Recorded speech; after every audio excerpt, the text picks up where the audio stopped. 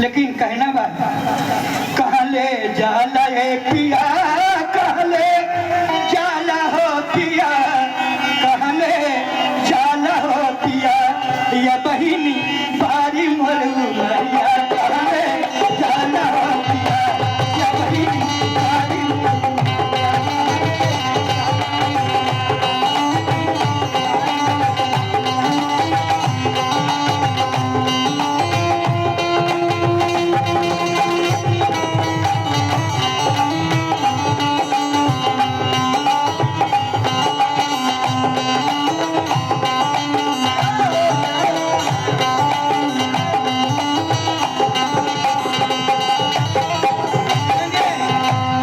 विचार कीजिएगा।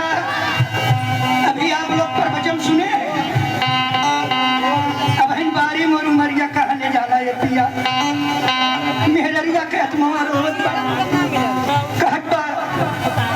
हरे हरे बाछवा कई डोलावा बनाला, कहाँ ले जाला ये पिया, कहाँ ले जाला ये हे स्वामी, हरे बाछे का डोला हम